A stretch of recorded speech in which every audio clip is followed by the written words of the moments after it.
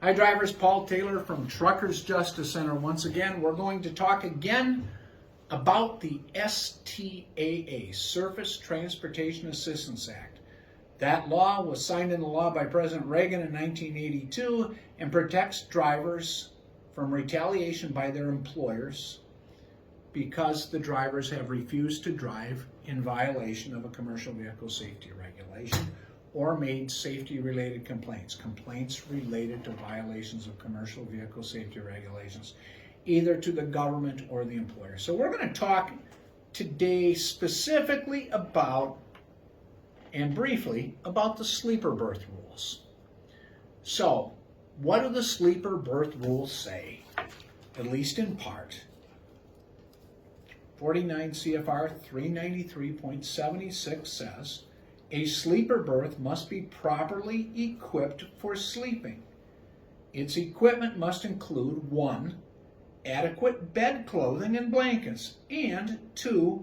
Either a springs on a mattress or an inner spring mattress, or a cellular, rubber, or flexible foam mattress at least 4 inches thick, or a mattress filled with a fluid and of sufficient thickness when filled to prevent bottoming out when occupied while the vehicle is in motion. And also there's some rules about ventilation, protection from exhaust leaks, and an occupant restraint. Now, that is 49 CFR 393.76. Quick summary of the sleeper berth rule. 49 CFR section 393.1b prohibits operation of a vehicle where the vehicle does not comply with all of the regulations in Part 393. It says no motor carrier may operate a commercial vehicle or cause or permit such vehicle to be operated unless it is equipped in accordance with the requirements and specifications of that part. And there's other catch-all regulations.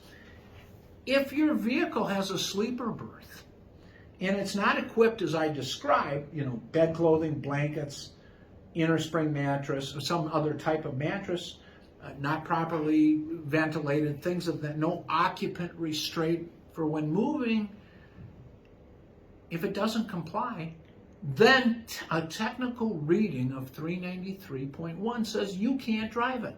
If they put you in a hotel but your truck has a sleeper berth and it's not properly equipped, a technical reading of the rule says you cannot drive it. 393.1 says it can't be driven unless it complies with all of the rules, including the sleeper berth rule.